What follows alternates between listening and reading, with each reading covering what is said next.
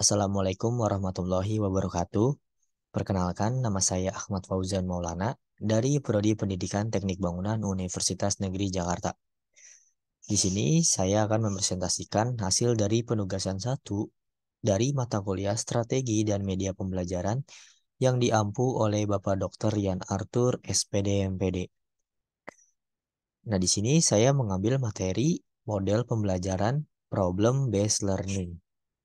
Nah, sebelum memasuki materi model pembelajaran problem based learning ini, saya akan menyampaikan beberapa hal dulu sedikit terkait karakteristik dari perkembangan manusia.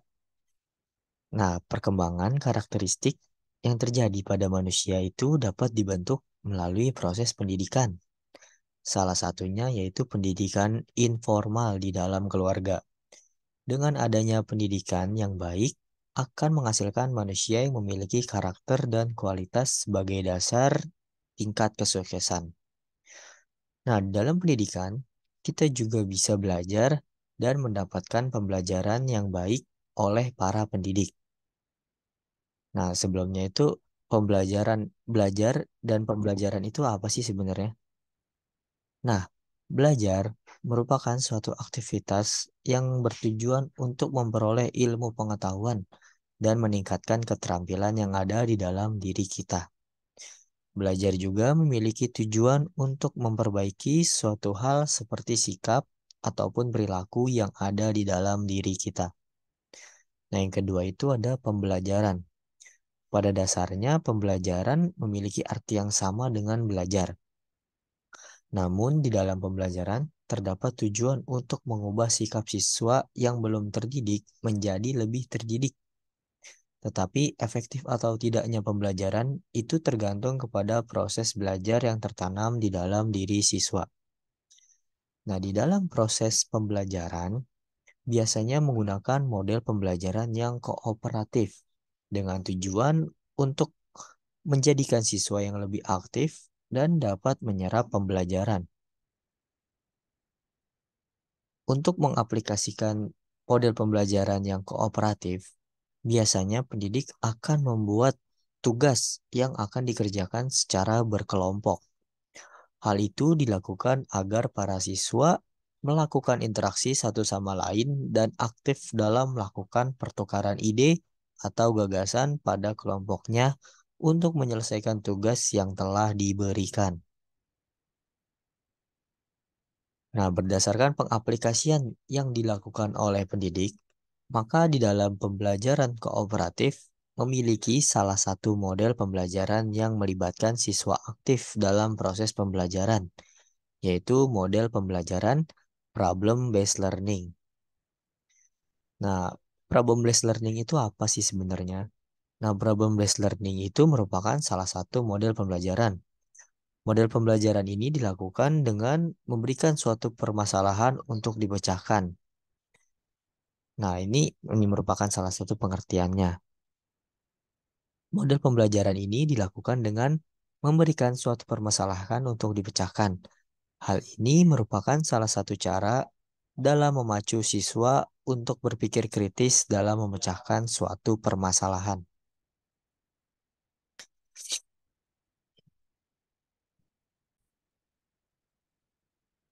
Meskipun di dalam model pembelajaran ini, para siswa ditugaskan untuk memecahkan masalah, bukan berarti para pendidik hanya menunggu hasilnya saja.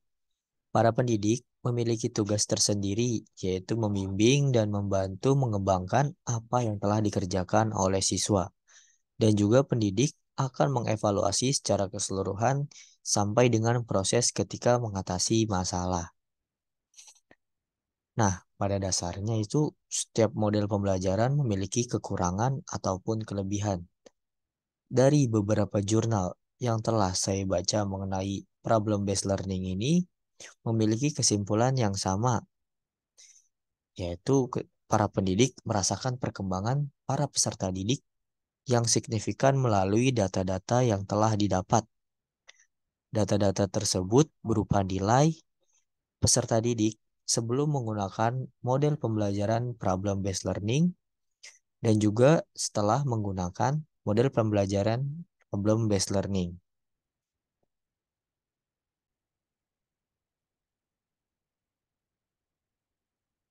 Nah, untuk kelemahan dari model pembelajaran problem based learning ini yaitu yang pertama ada tidak dapat dilakukan untuk semua materi pelajaran. Nah, yang kedua itu ada lebih cocok untuk pembelajaran yang menuntut kemampuan peserta didik untuk melakukan pemecahan masalah. Nah, yang ketiga itu ada sulit membagi tugas antar peserta didik di dalam setiap kelompok karena peserta didik memiliki tingkat kepintaran dan pemahaman yang berbeda-beda. Nah, itu yang dimaksudkan dalam yang pertama itu kelemahannya karena eh, materi pelajaran yang cocok itu adalah pelajaran yang memiliki suatu masalah yang dapat dipecahkan seperti matematika atau soal-soal cerita seperti itu. Tapi tidak cocok untuk seperti olahraga dan lain-lain. Menurut saya seperti itu. Makanya yang di kedua ditulis lebih cocok untuk pembelajaran yang menuntut kemampuan peserta didik untuk melakukan pemecahan masalah. Lalu yang ketiga ini ada sulitnya membagi tugas antar peserta didik di dalam setiap kelompok. Karena peserta didik memiliki tingkat kepintaran dan pemahaman yang berbeda-beda. Nah, itu maksudnya itu seperti murid A dan murid B itu tidak mungkin mendapat tugas yang sama karena kepintaran di antara murid A dan murid B itu berbeda walaupun meski dia satu kelas. Itu dia yang membuat menjadi sulit dalam membagi tugas. Nah, yang selanjutnya ini ada kelebihannya. Yang pertama itu dapat memecahkan masalah. Nah, ini maksudnya itu membangun kemampuan di dalam diri siswa untuk memecahkan suatu masalah, baik itu dalam pelajaran ataupun dalam situasi nyata. Nah, model pembelajaran problem based learning ini dapat membangun kemampuan di dalam diri siswa untuk memecahkan suatu masalah, baik itu di pelajaran ataupun situasi nyata, karena keseringannya dalam memecahkan masalah. Lalu yang kedua itu ada mengembangkan pengetahuan. Siswa juga dapat mengembangkan pengetahuannya sendiri dengan belajar untuk pemecahan masalah di setiap materi. Nah, dengan seringnya memecahkan suatu masalah, maka pengetahuan siswa juga akan berkembang dengan sendirinya karena siswa akan mencari cara untuk bagaimana cara menyelesaikan masalah tersebut dari berbagai cara, dari berbagai sumber ataupun dari manapun. Nah, yang ketiga ini ada terbiasa menggunakan sumber. Dapat membuat siswa terbiasa menggunakan sumber pengetahuan baik dari internet, perpustakaan, observasi, ataupun wawancara.